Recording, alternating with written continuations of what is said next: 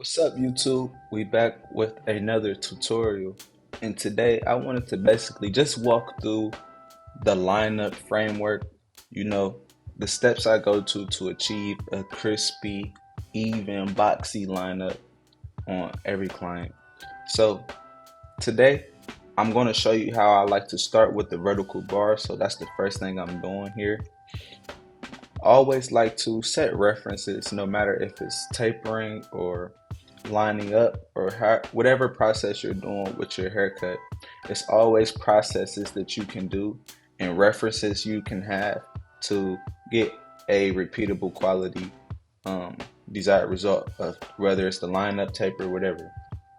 So me starting with these vertical bars are giving me the reference for when I do that middle line, I can just walk it to each corner. And how I like to have my vertical bars even, you will see me look at the vertical bars straight on, and also check the where they fall on the eyebrow or the end of the eyelid with my comb. So that's a good way to make sure that your vertical bars are balanced. So now, when I attack the middle of this lineup, all I'm doing is simply trying to achieve balance without pushing them back. But I also want it to be dense. Like, I don't want to just be so scared to dig in that I'm tapping like little baby hairs, but I don't want to also go too far back. So I'm looking at where is the best spot I can place that middle line where I can walk it to each corner with a nice natural line. So this isn't sped up or anything or slowed down, I mean to say. This is just normal pace. This whole tutorial is just gonna be the lineup, and it's just gonna be normal pace because I know the lineup is like the first thing people truly notice when they look at a haircut. You can have the best fade in the world, but sometimes if the lineup is off, it kind of just throws the whole haircut off. So this is a something, at least especially when you're a beginner, if you can be sharp with your lineup, that can carry a lot of weight for you. You can not be the best taper, you can not be the best with your fades and tapers, but start to pick up clients because you always icing a lineup, and that's the main thing they're gonna be looking at. Not to say that you shouldn't increase your skills with your fading if you get good at lining up first, but over time that's gonna come.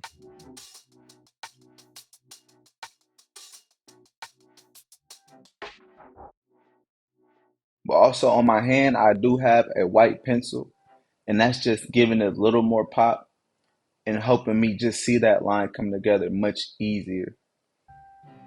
With proper prep, a good liner and a pencil, like, you're gonna be icing most lineups. Like, some people's skin react differently to certain products or certain prepping stages. Basically, all I did with him is kind of wiped it down beforehand with a nice alcohol or sea breeze or whatever you want to use, and then spray a nice spritz on there for it to give a good hold, so the lineup is not moving on you while you're trying to edge them up, and you should be good to go. So with the C cups, I didn't mention it, but I'm always trying to balance that the top of the hook from the top of that lineup, because you want your haircut to look balanced. So you don't want to try to be over curving your C cup or making it look super cosmetic. Granted, some of those cuts do look cool sometimes, but it's about how long it's going to last and how it's going to grow back.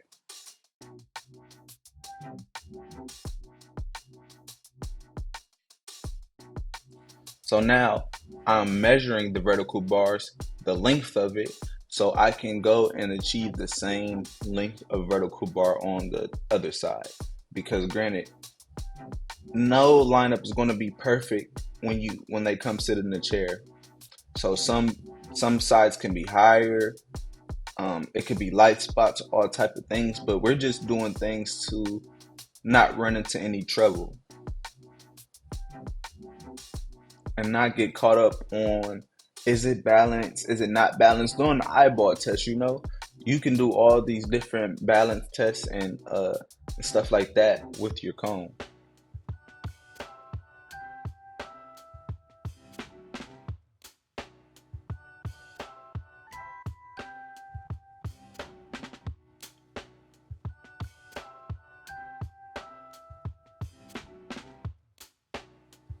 and you see how it's coming together, we will be putting enhancements on them too, just to give it another pop.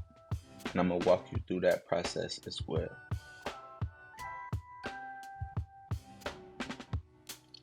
So here, when we spray our enhancements, I want you to pay attention to the angle I'm spraying from.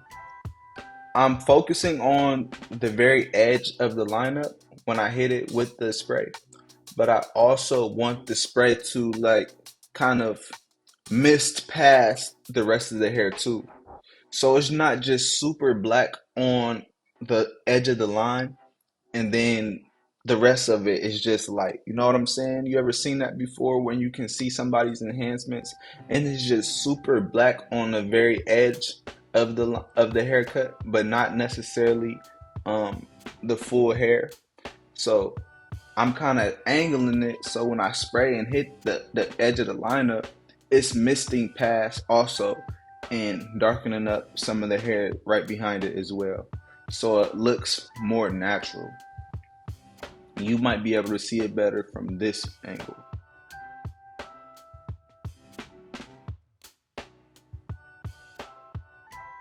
And I'm not making any new lines. I'm going to the lines that I already put in with my trimmer.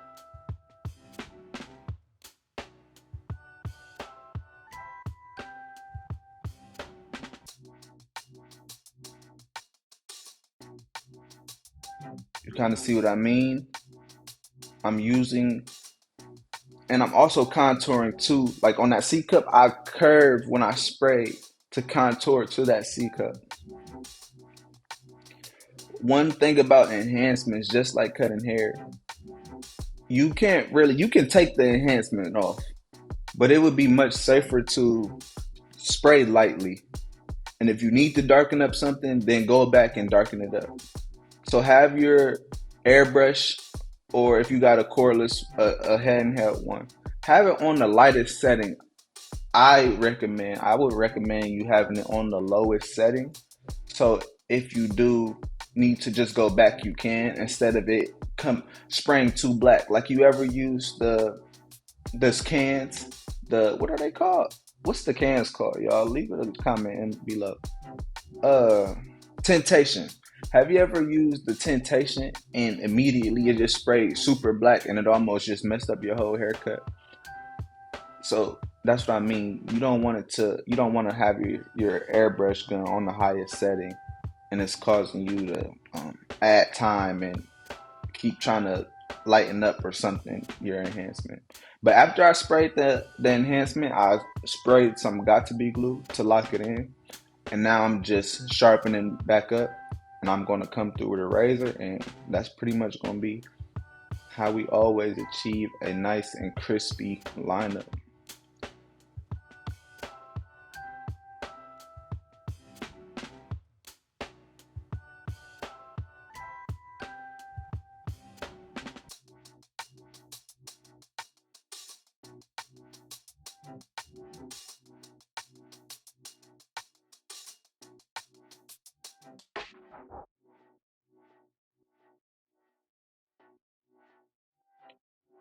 And notice too, what are my phases of cutting hair? If you're a first time watcher, I always like to break down the haircuts into 4 phases. The first phase is prep work. The second phase is tapering or fading. The third phase would be the lineup and the detail work. So right here, we just did the lineup and detail work in 12 minutes, I should say. When you have a system, you can break down your haircuts into whatever time frame you want to do it. So say if it took us 15 minutes per se to do our prep work and our tapering, this could be a 30-minute service haircut. Say if we got this lineup and prep work down to 10 minutes and we was able to get our prepping and fading down to 10 minutes, we can have 20-minute haircut services. Okay, if you can have 20-minute haircut services, what in an hour you can cut 3 people, regardless what you charge. If you can cut 3 people in an hour, you killing the game. If you can cut 2 people in an hour, you still killing the game.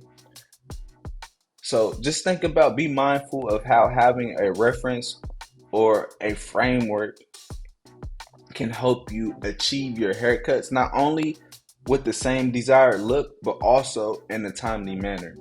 You don't have to spend all day on a haircut because you're not freestyling and you know exactly what you're gonna do. You know what tool you're gonna grab, you know what trimmer you're gonna use. You know what I'm saying? You know how to use your comb and what areas and what references you're looking for.